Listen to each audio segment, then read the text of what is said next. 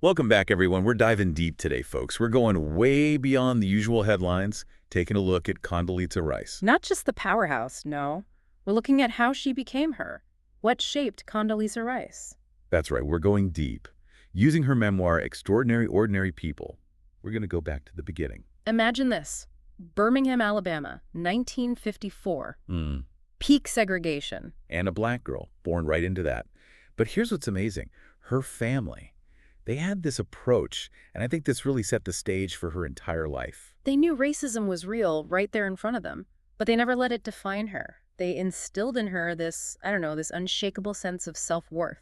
And it's that sense of self-worth that really shines through her whole story. Right. You see this paradox throughout her life, this, I guess you could say, duality, acknowledging the reality, the harshness of it all, but also that belief in her potential, her ability to rise above it. And one of the most powerful tools they gave her, education. Oh, absolutely. Education was key for them. Her family history really hammers that home, like her maternal grandparents, the Rice.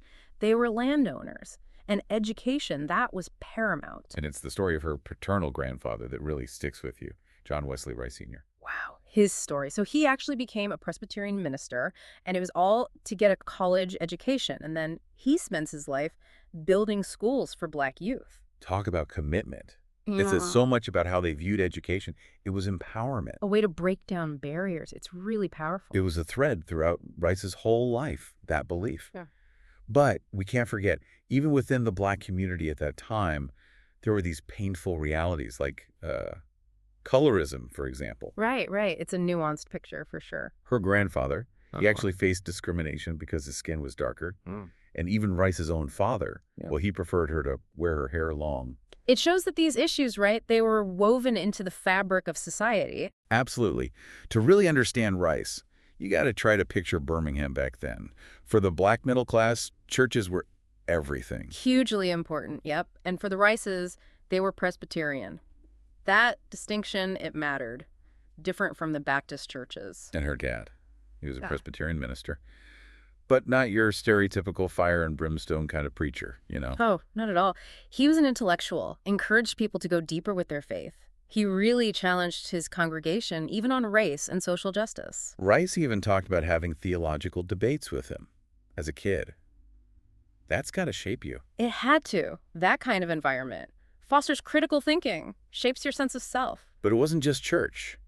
Music, band, performances, all those extracurriculars were big for her too. Oh, absolutely. They weren't extra. It was all part of a good education for them. It broadened her horizons, helped her talents grow. Right, and remember, all this is happening with the constant threat of racial violence. Yeah, it's hard to imagine growing up with that hanging over you. Rice actually saw the aftermath of bombings in Birmingham. Think about that. Wow, yeah. It shows the resilience of the Black community, though, trying to build beauty, opportunity in the face of such darkness. It's incredible. And, you know, she and her family faced it all.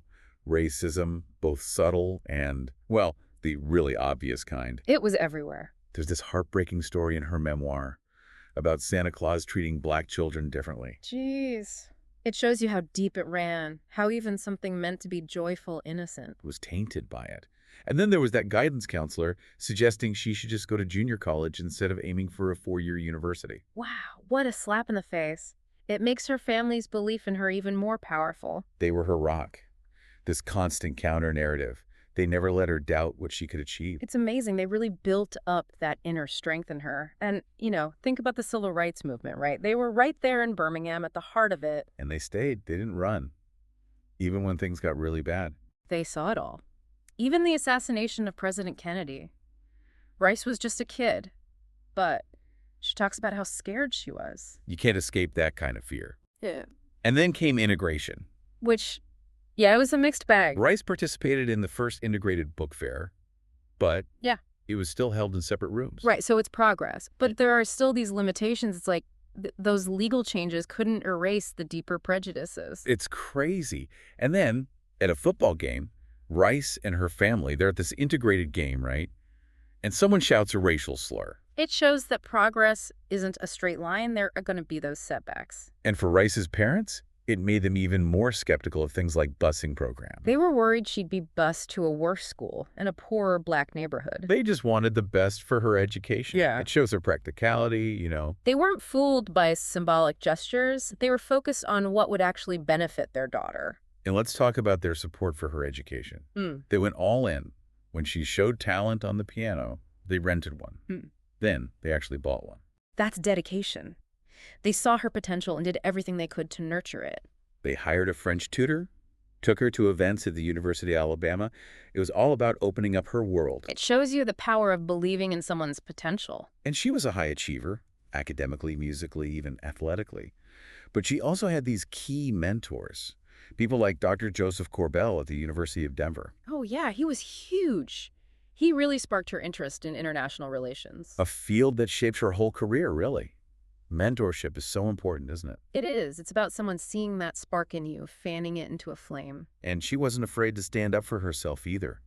Remember that story about the professor who taught those racist theories? The ones about black intelligence. Oh, man. I can't believe that. Even as a student, she challenged him. She stood up to racism right there in the classroom. That takes guts. It really does. She was already showing that strength, that refusal to accept those limitations. Eventually, she made a tough decision. She left music behind to focus on academia. A big choice, but her parents, they trusted her, they supported her. It shows their faith in her judgment, even when it meant letting go of maybe their own hopes for her.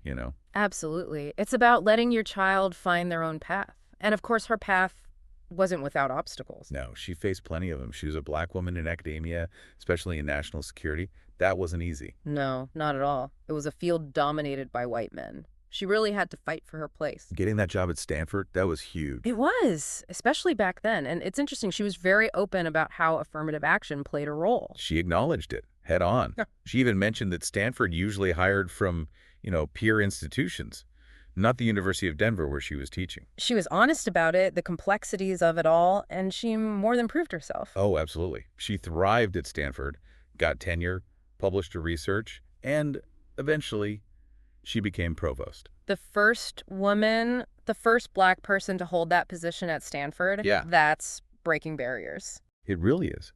And she took on these huge issues like affirmative action. She championed diversity, but she never wavered on academic excellence. It shows she could hold both of those values, those commitments, at the same time. And here's the thing. Through all of this, all these challenges, Rice never played the victim. Right. She never let those realities define her. She didn't dwell on them. She acknowledged them, but she didn't let them hold her back. It's powerful. It's like she knew that focusing on her own agency, her own potential, that was the way forward. She seemed to understand that achieving her goals, proving herself, that was more powerful than any negativity. And she achieved incredible things. It's really a message about resilience, about refusing to let other people's perceptions limit you. It is. It's a testament to what's possible when you focus on what you can control. And her story, it's just getting started. We left off with Rice really proving herself in D.C., but life threw her a curveball. Yeah, right in the middle of everything. On the world stage with the Soviet Union collapsing, she gets news that her mother has brain cancer. Imagine dealing with that, the weight of those global events, and then personal tragedy striking. It's a lot to process. It really is. And Rice, she's honest about it all in her memoir. She talks about her mom's strength, her dad just heartbroken, and her own struggle to be there for them while also doing her job in Washington. It's a reminder that no matter how high up you climb, life still happens. It does. And ultimately, she decided to go back to Stanford, be with her family after her mom passed away. It couldn't have been easy to walk away from such an important role, especially at that moment in history.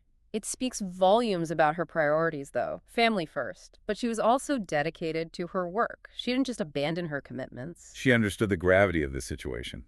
And back at Stanford, she took on the role of provost. Which, let me tell you, that's no easy gig. Oh, I bet. You're dealing with budgets, faculty, student issues, all of it. And she wasn't afraid to make tough calls. She was known for being direct, no nonsense. Some people found her a little too blunt, but she got things done. She had a vision for Stanford, and she went for it.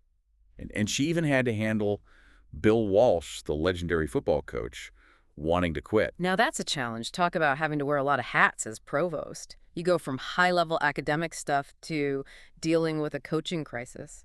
It shows her range. But no matter what, she always had Stanford's best interests at heart.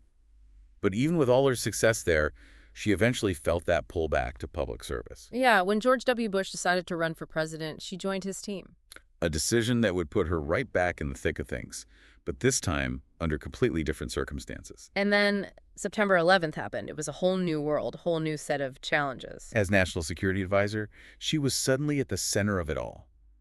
The country was reeling, and they needed leadership. And she provided it. Her knowledge, her ability to stay calm under pressure, it was crucial for Bush. She helped shape the U.S. response to terrorism, working on everything from military strategy to diplomacy. It was high stakes, high pressure, all the time. And she was making decisions with global implications. But even with all that, she never forgot about the human cost of war. Yeah, she had this empathy, this ability to connect with people. She never lost sight of the fact that these decisions affected real lives. It's a balancing act, right? You have to be tough, make hard choices, but you also have to remember the people involved. Exactly. And she managed to do both. It speaks to her character, her understanding of what true leadership means. Last time, we left Rice at a turning point. Yeah. Back at Stanford, but the call of public service was strong. Yeah, she couldn't stay away for long. And when George W. Bush decided to run, she knew she had to be a part of it. So back to Washington she went.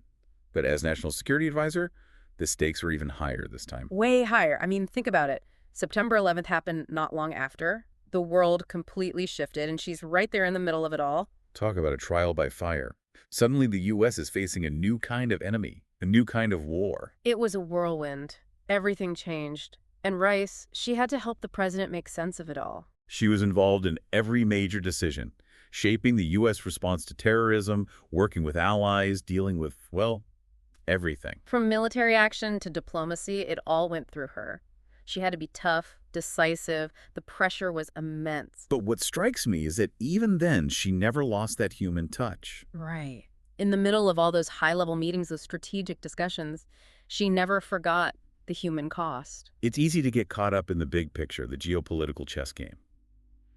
But she always seemed to remember the people whose lives were affected by these decisions. It's a rare quality. You know, she was dealing with some of the most powerful people in the world, but she never lost sight of the fact that these policies, these actions, they had real consequences for real people. It says a lot about her character. So looking back at her whole journey, what are your biggest takeaways? I think for me, it's the resilience. She faced so much, from racism to sexism to personal tragedy, and through it all, she never gave up. She never let those things define her. Instead, she used them to fuel her determination. Exactly. She turned those challenges into strengths. And she always aimed high, never settled for less than what she believed she could achieve. She really is an inspiration. She shows us that with hard work, with perseverance, and with that unwavering belief in yourself, you can break down barriers and achieve incredible things. And not just achieve for yourself, but use your position to make a difference in the world. That's the key, isn't it? It's not enough to just climb the ladder. You have to use your influence to create positive change. Rice did that. Whether it was advocating for education, promoting democracy, or working towards peace, she always had a bigger purpose in mind. It's a powerful legacy, and it's something we can all learn from. So as we wrap up this deep dive, what's the message you hope listeners take away? I hope they see that no matter what challenges they face, they have the power to overcome them, that they can define their own success on their own terms. That's a great message, and I think Rice's story is the perfect example of that. It really is. She shows us what's possible when you combine talent, hard work, and a refusal to let anything hold you back. It's been amazing exploring her life with you. I hope our listeners feel inspired to go out and make their own mark on the world. Me too. It's been a pleasure. Thanks for joining us, everyone. We'll see you next time for another deep dive.